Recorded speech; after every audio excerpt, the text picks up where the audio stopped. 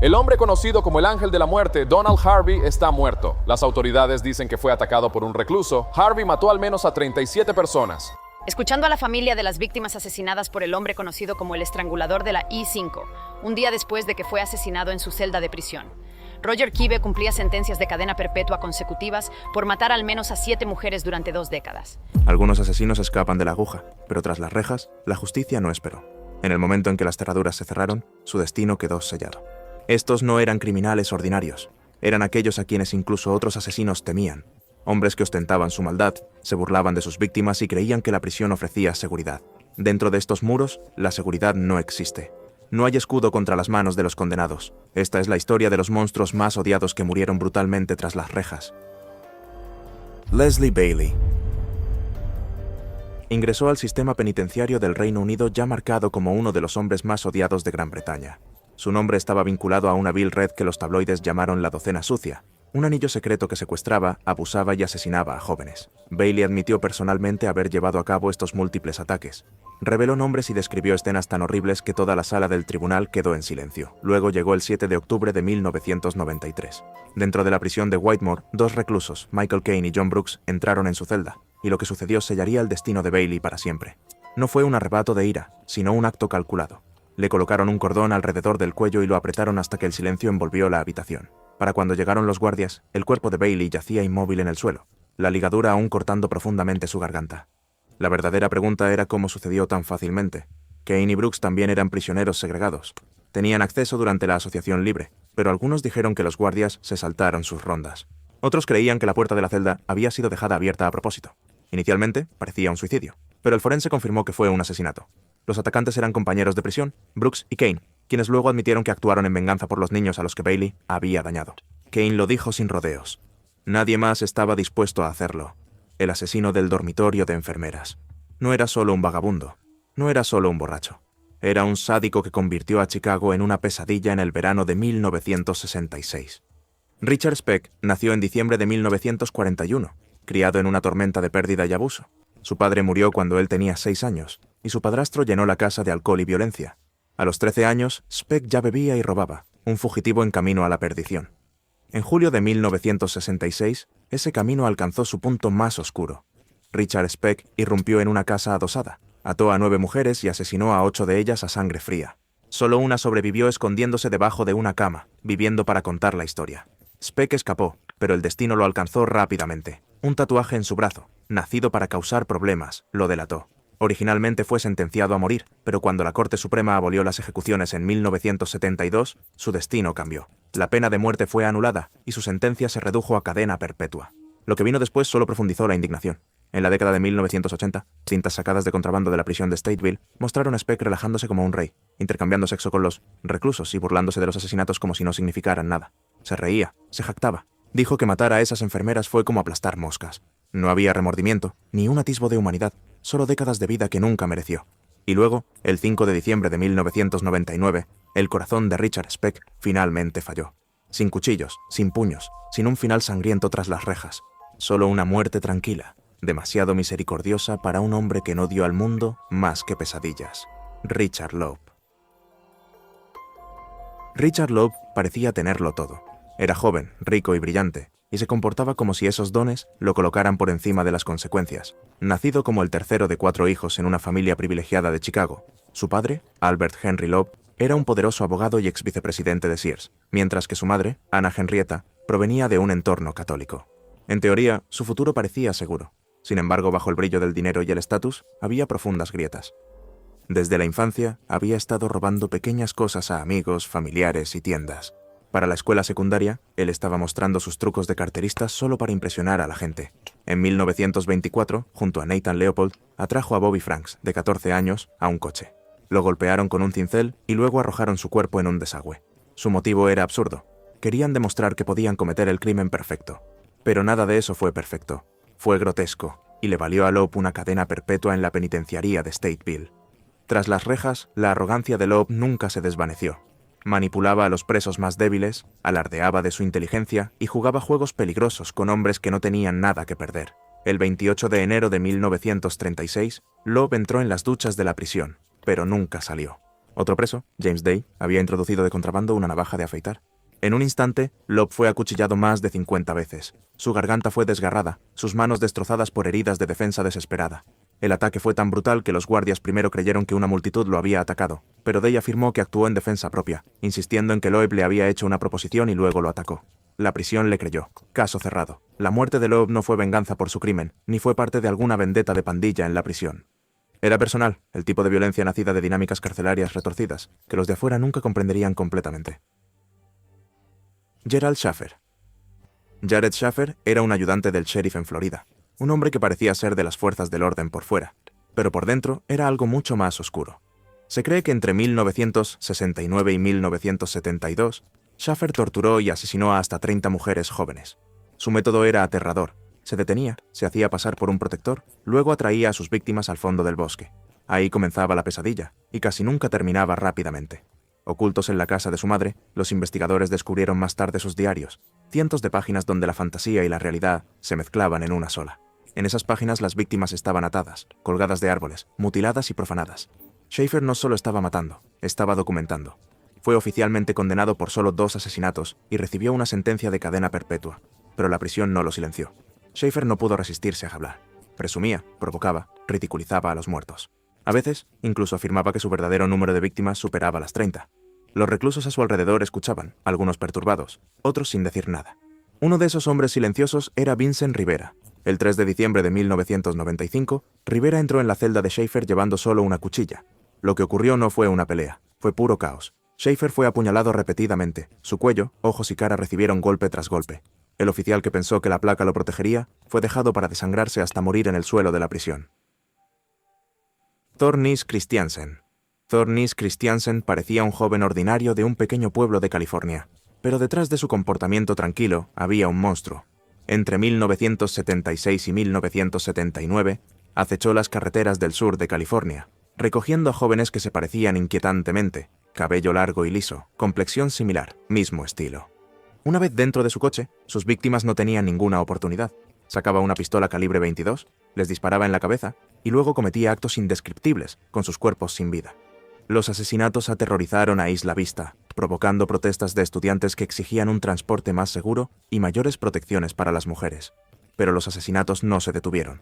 Para cuando Christiansen atacó en Los Ángeles, 4 mujeres estaban muertas y una apenas escapó con una bala alojada en su cabeza. Esa sobreviviente lo reconocería más tarde en un bar de Hollywood e identificaría como su atacante, poniendo finalmente fin a su racha. Los juicios de Christiansen revelaron la oscuridad dentro de él. Los psiquiatras testificaron sobre sus compulsiones violentas, su paranoia y su obsesión con los muertos. No mostró remordimiento al admitir que cazaba a sus víctimas, las desnudaba y exploraba sus cuerpos después de la muerte. En 1980 fue condenado a múltiples cadenas perpetuas, pero la prisión no trajo justicia, trajo venganza. Menos de un año después de su sentencia en la prisión estatal de Folsom, Thor Christiansen estaba caminando por el patio cuando otro recluso se acercó y le clavó una hoja directamente en el pecho. Un solo golpe, pero fue fatal. El asesino nunca fue identificado y Christiansen se desplomó en la tierra donde se desangró. Albert DeSalvo. Admitió haber matado a 13 personas, pero incluso después de su muerte, una pregunta se negó a desaparecer. ¿Era realmente el asesino o solo estaba fingiendo serlo? Nacido en 1931 en Chelsea, Massachusetts, el tercero de 6 hijos. Su padre era un alcohólico violento que aterrorizaba a la familia. Una vez golpeó a su esposa tan brutalmente frente a los niños que le sacó todos los dientes y le dobló los dedos hacia atrás hasta romperlos. Incluso llevaba prostitutas a la casa, obligando a la familia a mirar mientras humillaba a su madre. En ese entorno, el lado oscuro de Albert comenzó a mostrarse temprano. De niño, torturaba animales. Para cuando llegó a la adolescencia, ya se había volcado al robo y hurto en tiendas. Con solo 12 años, fue arrestado por agresión y robo y enviado a la escuela Lehman para niños. Fue liberado un año después, pero antes de cumplir 15 años, fue enviado de nuevo por robar coches. Después de cumplir su segunda condena, Albert intentó un camino diferente. Se alistó en el ejército de los Estados Unidos e incluso trabajó como sargento de la policía militar. A pesar de un roce con un consejo de guerra, se fue con una baja honorable. Pero una vez que regresó a la vida civil, su nombre pronto estaría vinculado a una de las oleadas de crímenes más aterradoras en la historia de Estados Unidos. Entre 1962 y 1964, 13 mujeres en el área de Boston fueron asesinadas. Sus edades iban desde adolescentes hasta mujeres ancianas en sus 80. Muchas fueron agredidas sexualmente en sus propias casas y estranguladas con ropa. Una víctima murió de un ataque al corazón, otras fueron apuñaladas, y todas parecían haber dejado entrar a su asesino voluntariamente. La prensa le dio un nombre: el estrangulador de Boston. La última víctima fue Mary Sullivan, de 19 años. Fue abusada y estrangulada dentro de su apartamento en Boston el 4 de enero de 1964. Se dejó una grotesca tarjeta de visita. 3 ligaduras fueron atadas alrededor de su cuello, un palo de escoba fue introducido en su cuerpo, y una tarjeta que decía «Feliz Año Nuevo» fue colocada cerca de su pie. Mientras el miedo se apoderaba de Boston, la policía siguió cada pista. Luego, en 1964, Albert DeSalvo fue arrestado por una serie de agresiones sexuales. Sus víctimas lo describieron como el llamado hombre verde, un merodeador que se hacía pasar por un trabajador de mantenimiento o un oficial de policía para engañar a las mujeres y que lo dejaran entrar. Al principio, la policía nunca lo consideró el estrangulador. Eso cambió cuando DeSalvo confesó a su compañero de celda, George Nassar. La noticia se difundió rápidamente y su abogado, el famoso Lee Bailey, se hizo cargo de su defensa. Los detalles que DeSalvo dio sobre los asesinatos del estrangulador eran escalofriantes. Sabía cosas que nunca se hicieron públicas, pero había un problema. No había evidencia física que lo vinculara a los crímenes. Aún así, bajo hipnosis y en entrevistas informales posteriores, Albert DeSalvo admitió ser el estrangulador de Boston. En 1967 fue juzgado. Bailey llegó a un acuerdo para salvarlo de la pena de muerte. En cambio, DeSalvo fue condenado a cadena perpetua. Pero en febrero de ese año, se escapó del hospital estatal de Bridgewater, dejando una nota en la que afirmaba que quería llamar la atención sobre las malas condiciones en el interior. 3 días después, se entregó. Albert DeSalvo nunca volvería a salir de prisión.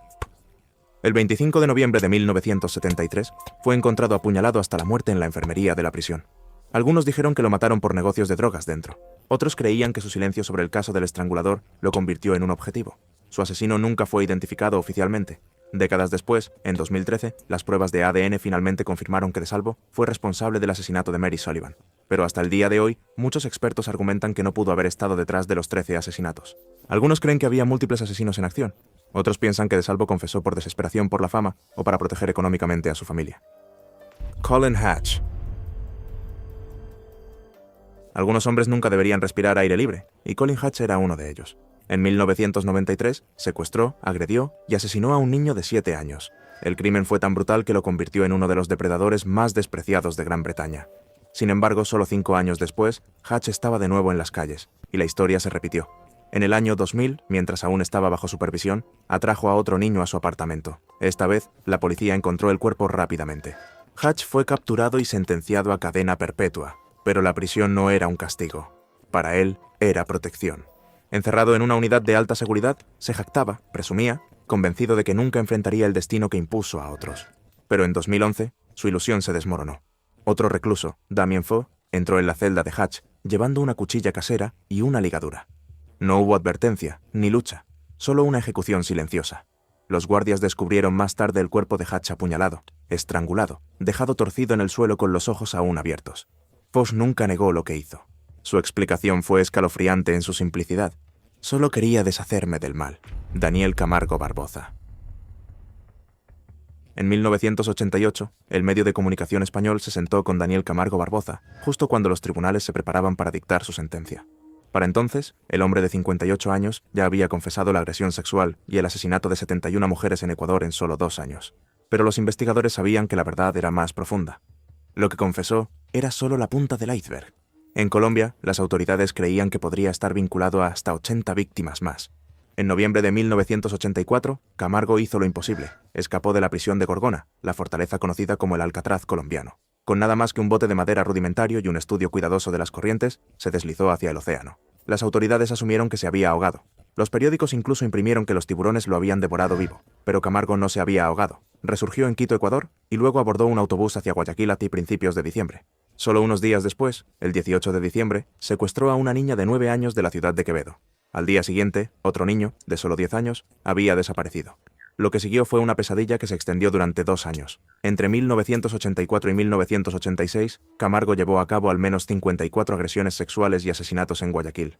La policía no podía creer que un solo hombre fuera capaz de tal brutalidad, así que asumieron que una pandilla era responsable.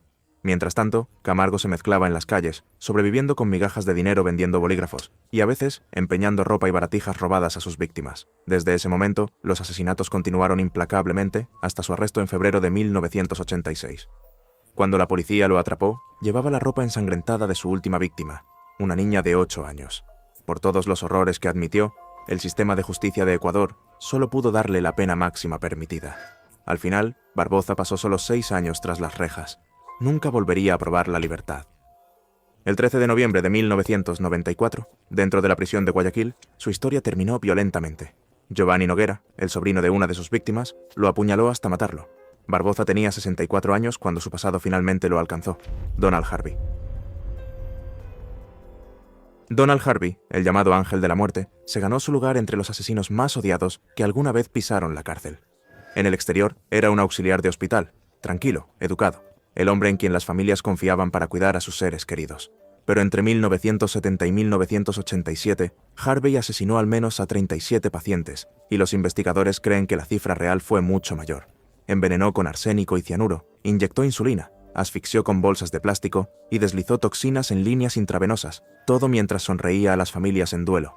Lo llamaba misericordia. La verdad era más oscura. Harvey mataba por control, y lo disfrutaba.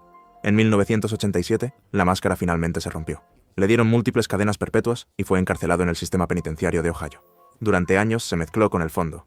Luego, en 2017, su compañero de celda, James Elliott Shee, decidió que Harvey no merecía otro día. El 28 de marzo, los guardias encontraron a Harvey en el suelo de la celda, con el cráneo fracturado, las costillas rotas, el cuerpo golpeado tan salvajemente que la supervivencia era imposible. 2 días después, el Ángel de la Muerte se había ido. El motivo nunca estuvo claro. Tal vez Shee descubrió los crímenes de Harvey. Tal vez fue justicia en la prisión. Pero una cosa era cierta: Donald Harvey, el hombre que una vez se llamó a sí mismo cuidador, murió de la manera en que los hombres odiados a menudo mueren tras las rejas, brutalmente, sin ceremonia, y a manos de alguien que no le temía. Roger Rees Kibe. Un hombre tranquilo con el cabello encanecido, un trabajo estable y la imagen de un esposo inofensivo. Pero detrás de esa máscara estaba Roger Kibe, el depredador que llegaría a ser conocido como el estrangulador de la Interestatal 5. A mediados de la década de 1980, Kibe comenzó a merodear por las autopistas al sur de Sacramento bajo el amparo de la noche. Buscaba a mujeres jóvenes varadas por problemas con sus autos, fingiendo ser su salvador. Una vez que aceptaban su oferta de ayuda, eran llevadas a áreas remotas, agredidas y estranguladas con su propia ropa. Al principio fue sospechoso en solo un puñado de casos, pero las pruebas eran escasas. Eso cambió cuando 2 fibras microscópicas lo vincularon directamente a un asesinato. Condenado por asesinato en primer grado, fue sentenciado a 25 años a cadena perpetua. Aún así, los detectives temían que el verdadero alcance de su violencia fuera mucho mayor. Algunos creían que era responsable de hasta 38 asesinatos. En 2009, mientras los fiscales se preparaban para buscar la pena de muerte, Kibe confesó. Admitió 6 asesinatos más que abarcan desde 1977 hasta 1986. Para evitar la ejecución, se declaró culpable y recibió 6 cadenas perpetuas consecutivas sin posibilidad de libertad condicional. Sus víctimas incluyeron a Lou Ellen Burleigh en 1977 y a jóvenes como Stephanie Brown, Charmaine Sabra y Catherine Quinones casi una década después. Muchas de ellas desaparecieron después de que sus autos se averiaran a lo largo de la Interestatal 5, sin darse cuenta de que el hombre que les ofrecía ayuda las estaba llevando a su muerte. Con el tiempo, los investigadores reconstruyeron su firma. Kibe había sido paracaidista, y la red distintiva de su equipo de paracaídas se convirtió en su arma preferida. Esas fibras aparecieron una y otra vez en las escenas del crimen. El hilo que finalmente desentrañó su secreto. Después de más de 20 años, con investigadores de múltiples condados trabajando incansablemente, la ley finalmente lo alcanzó y fue encerrado tras las rejas. Y luego vino el capítulo final. En la mañana del 28 de febrero de 2021, los guardias de la prisión de Mule Creek en Ione, California, encontraron a Roger Kibe sin respuesta en el suelo de su celda. Tenía 81 años. Al principio, hubo confusión. ¿Había muerto por causas naturales? Pero la autopsia reveló la verdad. La muerte de Kibe no fue un accidente. Había sido asesinado. El asesino fue su compañero de celda, un estrangulador convicto llamado Jason Badrow. Las autoridades determinaron que Kibe había sido estrangulado hasta la muerte, asesinado de la misma manera brutal que él había usado una vez con tantas de sus víctimas, José Antonio Rodríguez Vega. Conocido en toda España como El Matabas, el asesino de ancianas, José Vega fue uno de los depredadores más temidos y odiados que el país había visto. Entre 1987 y 1988, asesinó a 16 mujeres ancianas en la ciudad de Santander. La mayoría de sus víctimas fueron encontradas en sus propios hogares, estranguladas con bufandas, cinturones o incluso con sus propias manos. Algunas fueron agredidas sexualmente, mientras que otras fueron dispuestas para parecer muertes naturales. El horror de sus crímenes nunca fue apresurado. Cada acto fue deliberado. Él apuntaba a mujeres que vivían solas, mujeres que sabía que abrirían la puerta. Trabajar como reparador le daba la coartada perfecta. Una vez que lo dejaban entrar, su destino estaba sellado. Finalmente, las autoridades lo atraparon. Después de una cuidadosa investigación, Vega fue arrestado y todo el peso de sus crímenes salió a la luz. En el tribunal, sonrió durante el proceso, e incluso se llamó a sí mismo un hombre que había sido malinterpretado. Pero la evidencia era abrumadora. Fue sentenciado a más de 400 años de prisión y enviado a la penitenciaría de Topas. Durante años desapareció de los titulares, sus crímenes aparentemente olvidados por el mundo, pero en su mente nunca lo abandonaron. En 2002, su tiempo se acabó. Dos compañeros de prisión, Enrique del Val González y Daniel Rodríguezuelo, lo acorralaron en el patio de la prisión. Armados con cuchillas rudimentarias y sus puños desnudos, golpearon a Vega una y otra vez hasta que finalmente colapsó. Los guardias llegaron demasiado tarde para intervenir y algunos susurraban que se había permitido que sucediera Enriqueta Martí. A principios del siglo XX en Barcelona, una mujer prometía milagros, pero sus curas llevaban un secreto mortal. Enriqueta Martí vendía pociones, ungüentos y tinturas, afirmando restaurar la juventud, la fertilidad y la salud. Sin embargo, a puertas cerradas, sus remedios estaban empapados de sangre. Conocida públicamente como una sanadora que ayudaba a los enfermos y desesperados, ocultaba una oscuridad que conmocionaría a la ciudad. Martí fue acusada de secuestrar niños, algunos de no más de 5 años, y asesinarlos para extraer grasa, sangre y huesos para sus remedios ilícitos. Los ricos pagaban generosamente, sin hacer preguntas mientras ella vendía sus supuestas curas milagrosas. Sus crímenes salieron a la luz en 1912, cuando una niña escapó de su apartamento y alertó a los vecinos. Las autoridades descubrieron ropa de niños, restos humanos y frascos llenos de sustancias misteriosas. La prensa la etiquetó como la vampira de Barcelona, y la indignación pública exigió justicia. Martí nunca enfrentó juicio. Mientras esperaba la sentencia en la prisión Reina Amalia, fue atacada por otras reclusas. El 12 de mayo de 1913, supuestamente fue golpeada hasta la muerte. Los informes oficiales indicaron enfermedad como la causa. No hubo autopsia ni investigación, solo un expediente cerrado y un cuerpo que nadie reclamó. Algunos sospechaban que los guardias lo habían permitido. Otros creían que el ataque fue impulsado por las escalofriantes historias que circulaban por las celdas. Charles Schmidt. Cuando se trata de asesinos en serie, Charles Schmidt lo tenía todo. Un mentiroso patológico con complejo de Napoleón, supuestamente comenzó a matar a chicas adolescentes simplemente porque quería. Con la ayuda de sus amigos Mary French y John Saunders, se salió con la suya en su primer asesinato, la muerte de Eileen Rowe de 15 años. Y una vez que comenzó, no se detuvo. Las siguientes víctimas fueron un par de hermanas. El ego de Schmidt y su hábito de presumir lo llevaron a reclutar a otro amigo para ayudar a enterrarlas. Ese amigo eventualmente se volvería contra él, proporcionando a las autoridades la evidencia que necesitaban. A cambio de sentencias reducidas, Mary French y John Saunders acordaron testificar en su contra, sellando su destino. Schmidt una vez había encantado a los adolescentes de Tucson, ganándose el apodo de El Flautista de Tucson, según la revista de estilo de vida Mel, pero el encanto no pudo salvarlo de las consecuencias de sus crímenes. Después de casi 10 años en prisión, el 20 de marzo de 1975, Schmidt fue emboscado por 2 reclusos que sospechaban que era un soplón. Fue apuñalado repetidamente en todo el cuerpo. Y aunque inicialmente sobrevivió, perdió un ojo y sufrió perforaciones en los pulmones y los intestinos. 10 días después, murió. Jeffrey Dahmer.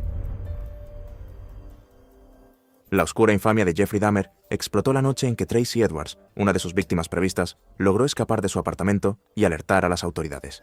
Lo que la policía encontró adentro era de pesadilla. Un tambor de 57 galones lleno de restos humanos, un refrigerador lleno de cabezas cortadas. Para cuando su captura se completó en 1991, Dahmer había confesado haber asesinado a 17 personas, una escalofriante serie de crímenes que comenzó en 1978. Condenado y sentenciado a 15 cadenas perpetuas, su reinado de terror parecía haber terminado, pero la prisión no sería el final. Dahmer encontró su muerte a manos de su compañero de celda Christopher Scarver. Scarver explicó más tarde que la arrogancia y el humor retorcido de Dahmer lo habían llevado al límite. Se había burlado de su reputación caníbal incluso tras las rejas, moldeando sus comidas para que parecieran partes del cuerpo y bromeando sobre dar mordiscos. Cuando se enfrentó a un periódico que detallaba sus crímenes, Dahmer admitió la verdad y Scarver lo golpeó, matándolo con 2 fuertes golpes de una barra de la sala de pesas. Según Scarver, las últimas palabras de Dahmer fueron inquietantemente calmadas. No me importa si vivo o muero. Adelante, mátame. Incluso en la muerte, la historia de Dahmer persiste. Un relato sombrío de obsesión, crueldad y una oscuridad que parecía imposible de escapar. Billy Chaimir. En Texas, un hombre en quien se confiaba para cuidar a los vulnerables se convirtió en su pesadilla. Entre 2016 y 2018, casi 2 docenas de mujeres ancianas murieron en circunstancias sospechosas en los condados de Dallas y Collin. Fueron encontradas en sus hogares o en residencias asistidas. No había señales de entrada forzada ni de lucha, pero faltaban objetos de valor y comenzó a surgir un patrón oscuro. Las autoridades pronto se dieron cuenta de que el sospechoso se había estado ocultando a plena vista, haciéndose pasar por un trabajador de mantenimiento o asistente médico.